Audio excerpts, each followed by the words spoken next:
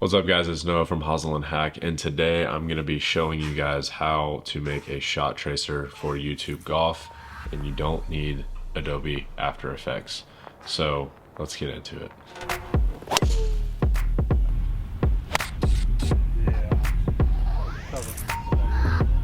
Oh yeah. Real quick, if you hear the sound of grunting in the background, that's my newborn daughter. She's constantly trying to push out poops in the middle of the night, so just bear with me. All right, so how to make shot tracers. This can be a massive headache for anybody trying to do content creation with golf, but it's also one of those things that is an absolute necessity for high quality golf content videos. So especially on YouTube and in long form videos, it helps the viewer see where the ball's going. Very important. I don't have Adobe Premiere Pro. I use Final Cut Pro when I do my editing for our Hosel and Hack videos. Most people make tracers in After Effects, so I had to use Shot Tracer Pro. This app, not great, to be honest. It's kind of a pain in the butt, a lot of headaches with it, but it's the only other option outside of Adobe After Effects that I've found that's useful and effective. It works. It just can be a little bit of a tedious process sometimes. So let me get into it. Don't want to waste too much of your time. This is the most basic, straightforward, but also most effective way of making shot tracers that I've found for our videos. So first things first, you have to get the Shot Tracer app, and I'll go ahead and show you that on my screen. All right, so head over to the App Store, search Shot Tracer Pro, and it'll be this first one that pops up, Shot Tracer Pro. I already have it, so it's gonna say open. The only thing that kind of sucks is you have to pay, I want to say it's a yearly fee. I think it's like 80 or 90 bucks a year. But again, if you're doing a lot of content and you need constant tracers and all your stuff, it's been useful and worth the price so far. So when you open it up, it looks like this, and it's kind of a lot different than what it looks like on the phone if you use the phone app.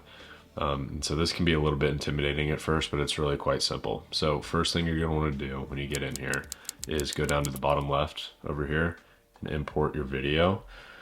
I'll just pull some video from our most recent round with two PGA Tour players, actually, Hayden Springer and Jackson Markham. If you want to check that out, I'll tag it in the related videos below. Okay, this one looks good. So once you get your video of the tee shot or whatever shot, you'll hit import video and you'll open it, and then you'll see up here in the top left, it's going to start kind of doing its thing.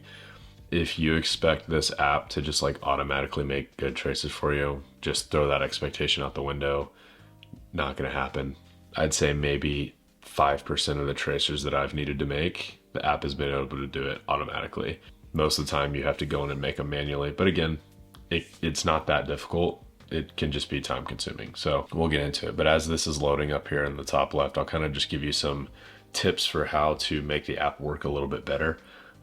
If you're playing on a day that's like kind of cloudy or an overcast, good luck. It's not going to see the ball at all.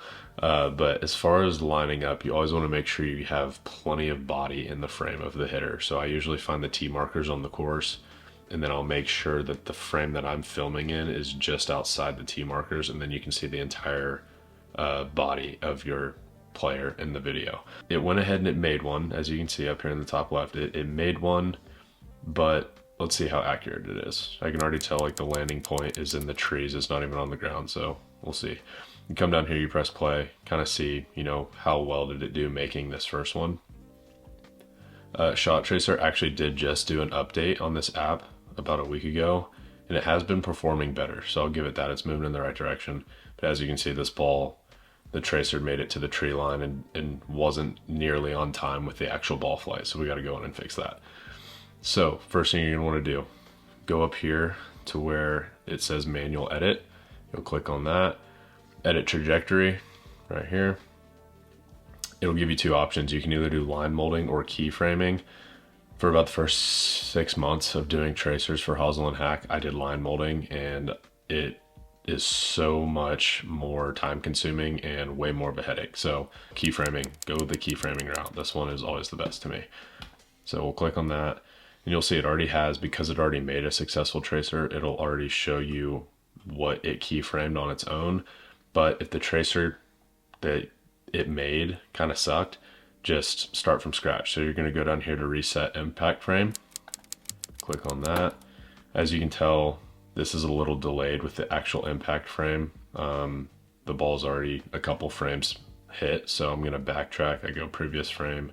Okay, this is right before impact, so go to the first frame of the ball being hit. Down here in the bottom right, set impact frame. And then now you're just going to start clicking on the ball. You're going to start setting key points. The app only requires that you set 4 points before setting the landing spot. So if you just want to be like, hey, I'm going to get the line started on the right path, set 4 points, and then immediately go to click landing spot, you can do that, save yourself time. Sometimes I've noticed when I do that though, the line gets a little glitchy. So the more points you make, the more accurate the tracer is going to be, and you won't have glitchy lines. So I try to make as many as I can. So you just click on it. One thing, go down here and click auto skip and check that box so that when you click on it, it'll already go to the next frame automatically. If you don't, you can just skip to the next frame yourself. But again, just a time saver. Click again, and then this video here was good. The ball's really clear in the sky, so obviously if you plan a day with really good conditions, the ball tracking and being able to make tracers gets a little bit easier. But when there are times where it's I'm trying to make tracers and it's hard to track the ball in the sky, I'll go down here to the bottom right and click zoom in, and then that way, you know, I can just see it a little bit better, do a better job of keyframing. So we get this ball started on the right track. And like I said, this one's super easy. Once I make about like 10 to 12 and I know the line is started on the right track. Sorry, daughter's back there pushing out baby poops. I'll go ahead and start doing, I'll use my space bar on my laptop and just start going, like, instead of every frame, I'll go dot 5 frames, dot 5 frames. And what you really want to do is get to the apex of the shot. If you can get enough keyframes to the apex, you're good. You don't need to keyframe it on the way down. The app does a pretty good job of getting that correct once you get it to the apex. So I'll start doing about, 5 frames in between, dot 5 frames, dot 5 frames. And as you can see, now we're rolling a little bit. Ball's about to reach apex, or it's gonna go out of frame. Once it goes out of the top of the screen, I can't go in. Good Lord, 1 second. Hey baby, hi. If you are a parent and you have a newborn, you understand. Anyways, once the ball leaves the frame, you can't really do any more key points. So I'll zoom back out, kind of check what it looks like. Looks like we have a solid frame, and I know because I filmed it that he hit a high draw and the line is looking that way based off the points. So I know that's gonna be good. Now you go down here to the bottom right where it says continue to set landing spot. Click on that.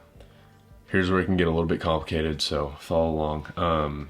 When I go into here, and I know this flight time down here, 5.2 seconds, is not accurate because when Garrett hits the ball, it takes like 6 to 7 seconds at least because he hits it so high.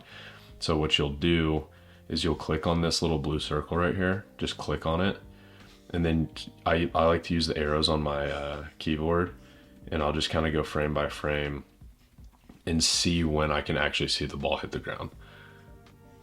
So I'm just kind of zooming along, going frame by frame, still don't see the ball come down. And there it is. So I can start to kind of see it in. I'll go slowly here so you can see it as well. It's starting to come in a little bit right there in the middle of the fairway. So good example here. The app had it being a flight time of 5.2 seconds.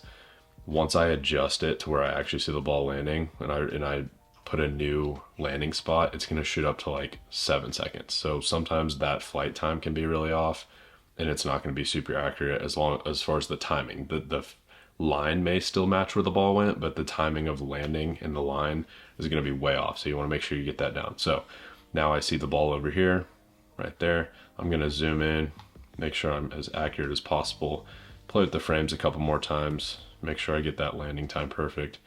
This is the last frame I can see the ball, so I'm going to go ahead and click right above it, set that landing point, and then down here in the bottom right, hit create line.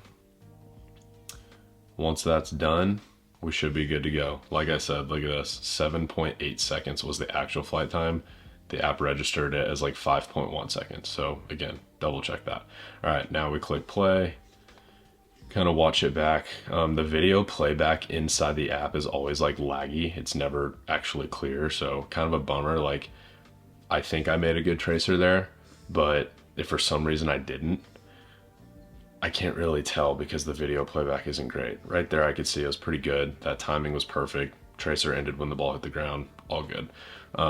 So what I'll do is export the video and then double check it once I exported it to watch it in 4K to make sure it's actually money. One thing over here, all this on the right can be very intimidating, but this is basically just how you edit the type of tracer. I like to keep ours really simple.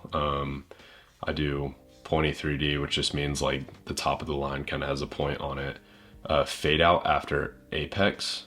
I like this one because we like to zoom on our shots, and so this tracer will be there until the ball hits apex, and then the front half of the tracer, the beginning of it, will fade out so that as we zoom, it's not just like big tracer in front of your face. That part goes away and only focuses on the rest of the tracer landing. So fade out after apex is best if you're zooming in and have a quality zoom camera that can track balls landing. Tracer start size 90, tracer end size 1. I like to start with it big, and then as it kind of gets closer to the ball landing, I like to make it more narrow so you can see the actual ball landing as the tracer hits. Hide tracer, don't worry about that. Tracer color, don't worry about that. All this other stuff doesn't really matter. And then, yeah, so this stuff is just over here on the right, how you just make your tracers fancy. If you want to put an outline on them or you want to make them glow, you can do all of that, play around with that. That one's not really important information compared to all the other stuff. So like I said, we got a solid tracer here. I checked the timing. I know the start line's good. I use keyframing, and now I'm going to go down here to the bottom right, export selected shots, click on it, click OK, and then you go and you find your file or your folder where you want to save it. Usually inside every project, I'll make a separate folder of shot tracers so that when I load it into Final Cut, I can load in that folder and all the shot tracers will come in. So I'll click on this shot tracer folder. All you gotta do is click on the folder you want it to go in, then go down here and click open, boom. And now it's gonna go ahead and render up here in the top right. And it'll kind of give you a time on how that's looking. Sometimes quick, sometimes not. If you've got like 4 or 5 tracers all going and getting rendered at once, this can take a little bit of time. One thing I highly recommend when using this app, because it's happened to me before and it sucks, do not make all of your tracers in one sitting before you export them, because for some reason the app gets buggy sometimes, and you know, if you go and you click the wrong button, the app will just shut down completely and you'll lose all the tracers you just made. And making tracers can be very tedious and time consuming. So what I like to do is I don't make one at a time and export them, but I'll do one hole at a time. I'll do all the tee shot tracers. If we had like a par 5 and the second shot needed a tracer, I'll do those, and I'll just do one hole at a time, all the tracers for that hole, export them, so that I don't have like 30 or 40 tracers made and then for some reason click the wrong button and the app shuts, or just sometimes the app just closes on you, you know. Technology be doing that sometimes. So yeah, I would do one hole at a time, get all your tracers made, export all of them, and then come right back and do your next hole. But that's pretty much it. Once this thing renders, I'll show you the 4K version of it, just so you can see what I'm talking about, how the quality differs from inside the app to the actual exported video. And we'll see how accurate it was. And then that's pretty much it. Like I said, it can be a very frustrating process. But I know there's a lot of you content creators out there who don't want to tackle the beast of Adobe Premiere Pro, but also need high quality tracers. This is the best option I've found outside of After Effects, which I've never tried because I went Final Cut Pro to start. So, all right, looks like our video rendered. I will go to that folder now and check it out and show you the final product. Okay, let's see how she looks in 4K. We'll full screen this for you. All right. Pretty solid. Let's check the timing, see what I mean, how that tracer faded out as I zoomed in. Perfect, right on the money, right? So that's it. That's how I make shot tracers for our stuff. Like I said, hopefully this helps out. If you like this and you like this kind of content that just explains a little bit more of the editing process, let me know in the comments so that I can continue to make these videos and hopefully help you out on your golf content creating journey. make sure you drop Hosel and Hack a subscription. We've got all sorts of great golf content coming out. I know the golf content world is starting to get very, I don't want to say watered down, but a lot of people are getting into it. We're also fairly new. So any sort of support early on helps us out massively.